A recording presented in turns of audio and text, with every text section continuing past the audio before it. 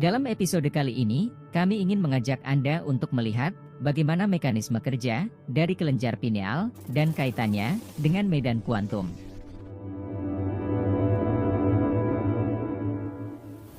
Saya berharap, melalui video ini, Anda bisa memahami bagaimana mekanisme kerja dari sesuatu yang selama ini kita anggap sebagai gaib atau mistis.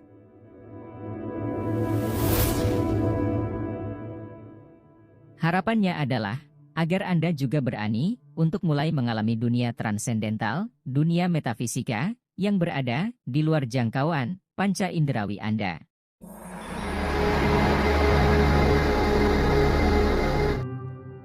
Jadi, inilah sebuah mekanisme biokimiawi yang sederhana, yang sesungguhnya terjadi di kelenjar pineal Anda, yang mana kelenjar pineal Anda merupakan sang alkemis, sang ahli kimiawi, yang letaknya berada di tengah-tengah otak Anda, yang mana sang ahli kimiawi inilah yang memfasilitasi dan memproses semuanya berdasarkan pada frekuensi atau panjang gelombang cahaya kasat mata. Kadar melatonin mencapai level kadar tertingginya selama siklus 24 jam dalam kehidupan manusia, antara jam 1 pagi hingga jam 4 pagi.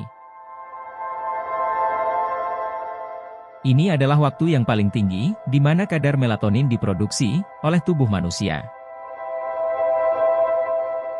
Waktu sepertiga malam, atau waktu tahajud, adalah waktu di mana kadar melatonin berada dalam kadar tertinggi. Adalah penting bagi Anda untuk mengetahui hal tersebut. Mengapa penting? Karena pada saat kita akan melakukan proses meditasi untuk mengaktifkan kelenjar pineal Anda, maka waktu terbaik untuk melakukannya adalah di antara jam 1 pagi hingga jam 4 pagi, dikarenakan di waktu inilah, kadar melatonin dalam tubuh Anda sedang berada dalam kadar tertinggi.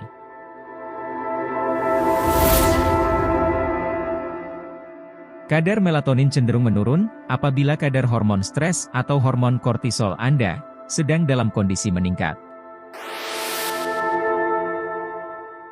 Dan itu adalah suatu fungsi tubuh yang beradaptasi secara otomatis, yang telah terjadi selama ratusan ribu tahun lamanya. Jadi, ketika Anda mengalami kejadian yang membuat Anda menjadi stres, atau sebuah kejadian yang berbahaya, ketika Anda sedang mempersepsikan sesuatu yang sedang mengancam keselamatan jiwa Anda, maka kita akan mulai memproduksi hormon stres tersebut. Jadi, selama kita selalu merasa terancam, merasa stres, yang disebabkan oleh kondisi dunia, di luar diri Anda, maka biasanya Anda akan mengalami kesulitan untuk tidur. Jadi, ketika kadar melatonin menurun, dan kadar hormon stres meningkat, maka pola tidur kita akan secara otomatis terganggu. Anda akan mengalami kesulitan untuk tidur. Kenapa?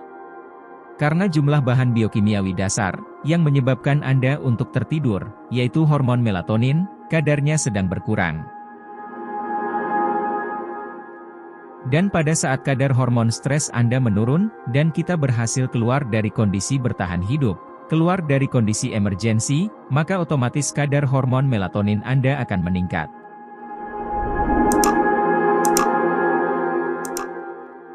Maka kemudian, tubuh Anda akan mulai merestorasi, meregenerasi, dan memperbaiki dirinya secara otomatis. Riset ilmiah terkait melatonin adalah sesuatu yang amat menarik untuk kita bahas. Kenapa? Karena banyak sekali proses biokimiawi yang amat penting yang melibatkan melatonin di dalamnya. Salah satunya adalah kondisi di mana melatonin membantu dalam proses perbaikan serta replikasi dari DNA di dalam tubuh kita.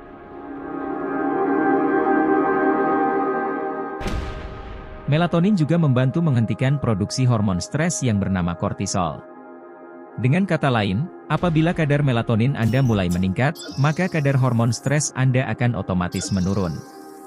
Dan peningkatan kecil kadar melatonin di dalam tubuh, terkadang sudah cukup untuk membuat kita tertidur dan membuat tubuh merestorasi dirinya secara mandiri.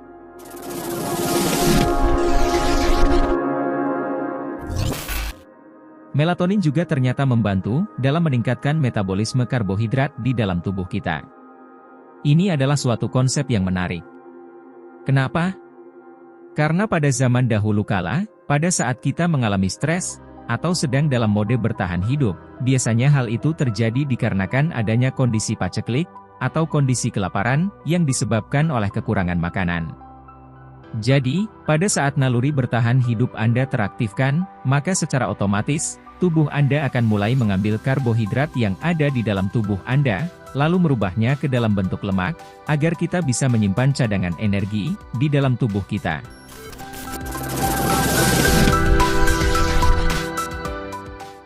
Jadi ini menjadi jawaban, mengapa orang-orang yang mengalami kondisi stres, akan selalu mencari sumber karbohidrat sebagai sumber makanan, lalu itu akan membuat tubuhnya menyimpan karbohidrat tersebut, menjadi sebentuk lemak di tubuh mereka.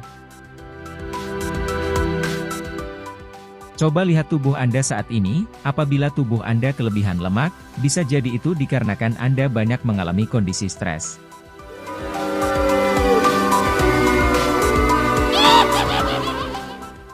Hormon melatonin akan membantu untuk mengubah siklus tersebut.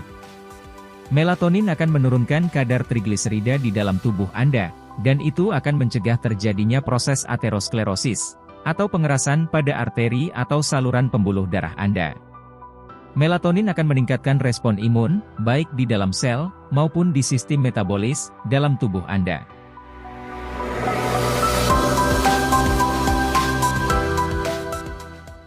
Ia juga membantu dalam menurunkan beberapa pertumbuhan tumor, yang diuji terhadap binatang percobaan, di laboratorium.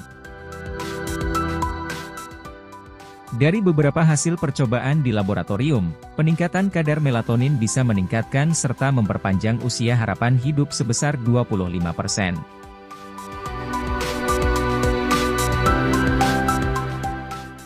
Melatonin juga merupakan suatu antioksidan. Antioksidan di sini berarti anti kanker, anti penuaan dini, anti penyakit jantung, anti stroke, anti neurodegeneratif, anti inflamasi, anti mikrobial. Saya ingin Anda untuk mencatat poin-poin penting di atas, terkait melatonin, karena melatonin adalah sesuatu yang teramat penting, untuk memperbaiki, serta meregenerasi, tubuh kita.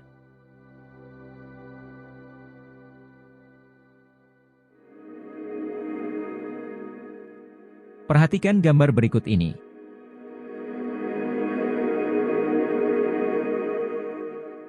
Ini adalah sebuah simbol dari zaman Mesir kuno. Simbol ini dinamakan sebagai The Eye of Horus, alias Sang Mata Dewa Horus. Di samping gambar tersebut, saya menampilkan gambar belahan otak, yang dinamakan sebagai bagian sagital otak.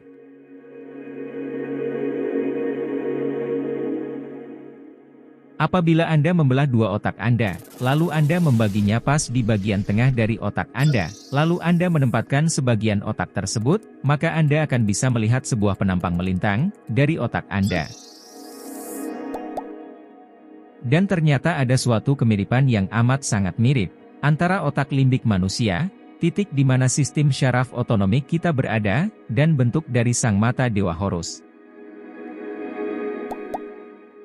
Penting bagi Anda untuk memahami bahwa simbol ini mencerminkan sebentuk penglihatan batin.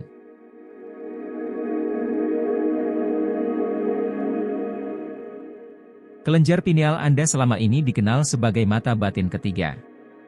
Karena pada saat kelenjar pineal Anda terstimulasi, lalu teraktivasikan, maka Anda akan mulai bisa mendapatkan penglihatan batin, yang sifatnya jauh lebih jernih, daripada apa yang kedua mata normal Anda bisa lihat.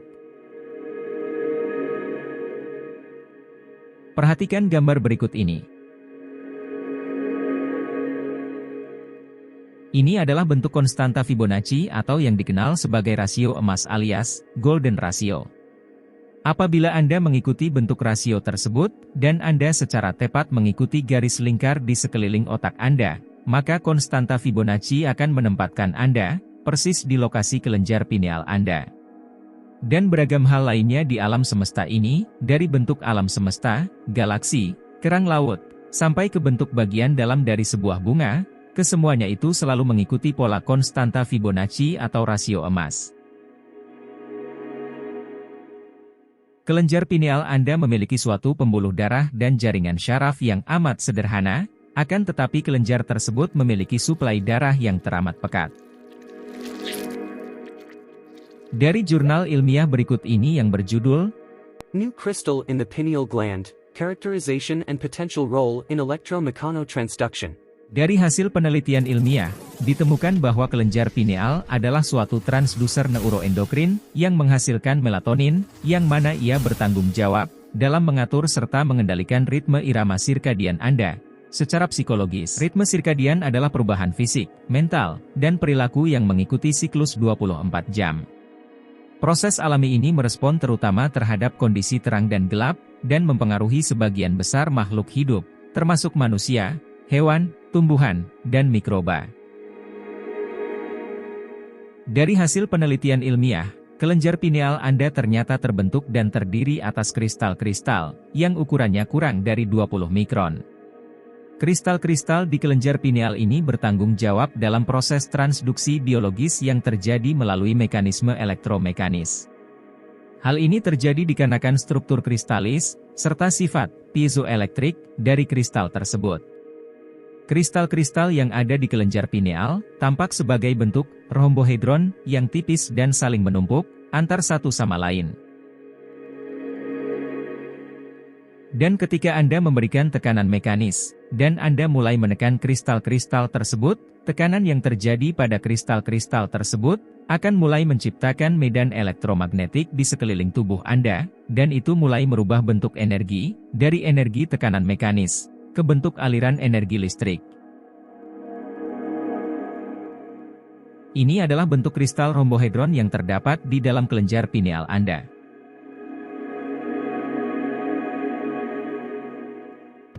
Kebanyakan hewan juga memiliki kristal rhombohedron ini di kelenjar pineal mereka. Salah satu contohnya adalah burung merpati. Burung merpati memiliki kristal ini di kelenjar pineal mereka, yang mana kristal di burung merpati tersebut amatlah sensitif terhadap medan energi elektromagnetik. Dan karena bumi ini memiliki medan elektromagnetiknya tersendiri, maka burung merpati bisa menyesuaikan dengan sinyal elektromagnetik terkuat yang dipancarkan oleh medan elektromagnetik bumi, di mana itu membuat burung merpati mampu untuk terbang sambil mengetahui navigasi dari satu tempat ke tempat lainnya. Karena mereka amatlah sensitif terhadap medan elektromagnetik bumi. Dan itulah informasi yang burung merpati ambil dari medan elektromagnetik bumi, yang membuat sang burung merpati mampu melampaui sensor inderawi mereka. Saya ingin membahas sedikit terkait tentang efek piezoelektrik. Efek piezoelektrik adalah kemampuan beberapa jenis material atau bahan tertentu untuk menghasilkan aliran listrik yang disebabkan oleh tekanan mekanis.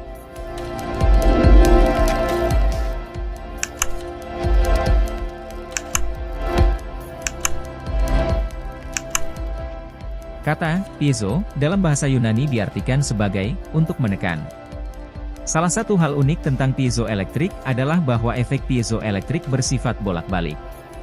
Artinya, bahan atau materi yang mampu menghasilkan efek piezoelektrik, yaitu mampu menghasilkan arus listrik ketika ditekan secara mekanis, akan juga mampu menghasilkan efek piezoelektrik berbalik, yaitu menghasilkan suatu tekanan mekanis, ketika dialiri oleh suatu arus atau medan listrik.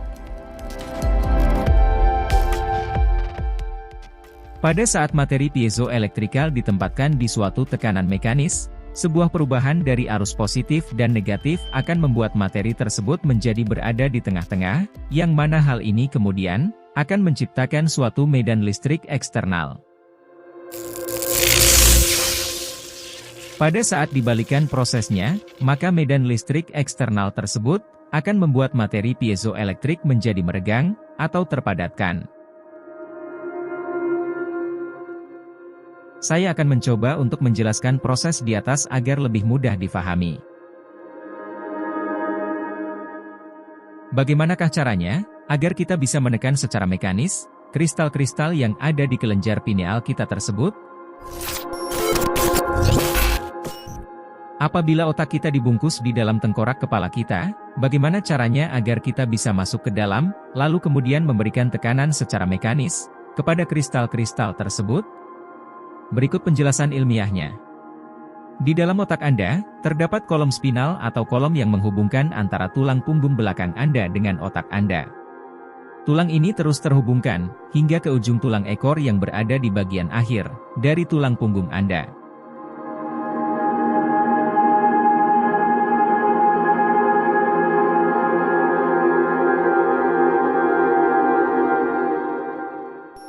Titik ini dinamakan sakrum, atau tulang kelangkang Anda. Ini adalah bagian yang paling sensitif dari sistem dalam tubuh Anda, yang dinamakan sebagai sistem syaraf pusat. Faktanya, tanpa bantuan sistem syaraf pusat, Anda tidak akan bisa mencerna makanan Anda tidak akan mampu untuk buang air besar atau kecil, Anda bahkan tidak akan mampu untuk mengkedipkan mata Anda. Anda tidak akan mampu untuk bergerak, tanpa bantuan sistem syaraf pusat yang ada di dalam tubuh Anda.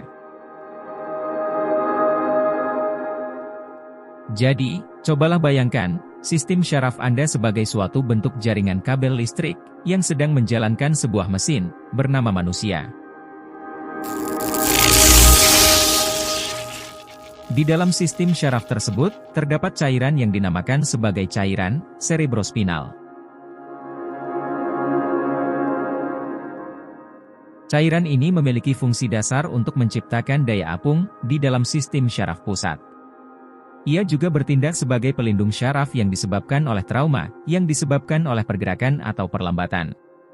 Ia adalah suatu cairan yang melindungi otak dan sumsum tulang belakang terhadap bagian tepi dari tulang-tulang Anda.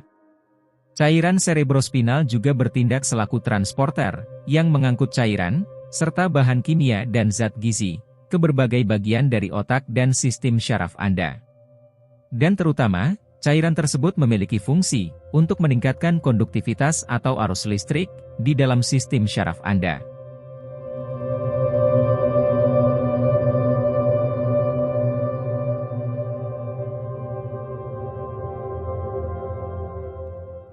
Pada saat Anda menarik nafas Anda, maka jejaring dari tulang belulang Anda akan terbuka.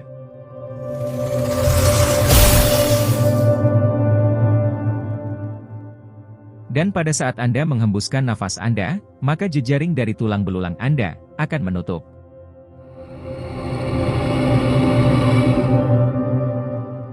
Pada saat yang sama, di bagian dasar dari tulang belakang Anda, tempat di mana tulang sakrum alias kelangkang Anda berada, pada saat Anda menarik nafas Anda, tulang sakrum atau tulang kelangkang Anda akan melentur ke belakang.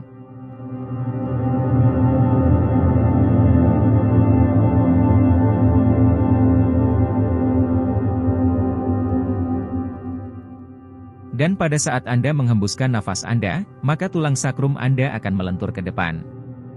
Cobalah Anda perhatikan dan visualisasikan hal berikut ini. Ketika Anda menghirup nafas Anda, maka hal itu akan menyebabkan jejaring tulang belulang Anda untuk terbuka. Tulang belulang Anda akan memiliki volume yang lebih besar dari biasanya. Dan ketika itu terjadi, tulang kelangkang atau sakrum Anda sedang melentur ke bagian belakang, yang akan menyebabkan cairan cerebrospinal Anda untuk turun dikarenakan adanya gaya gravitasi. Pada saat Anda menghembuskan nafas Anda, dan tulang kelangkang atau sakrum Anda melentur ke bagian dalam, dan itu membuat sistem jejaring tulang belulang Anda menjadi tertutup, maka itu akan mulai membuat sebuah gelombang, yang akan membuat cairan cerebrospinal untuk naik, melawan gaya gravitasi.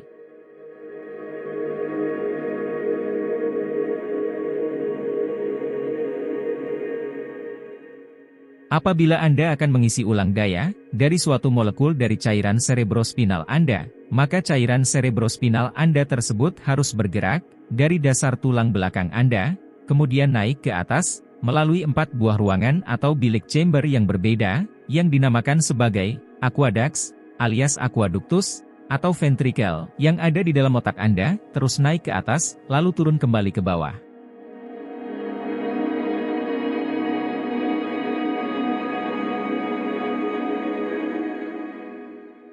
Dan biasanya, itu akan membutuhkan waktu sekitar 12 jam, untuk kebanyakan orang yang sedang berada dalam kondisi sehat, untuk melakukan sirkulasi cairan cerebrospinal melalui sistem tersebut.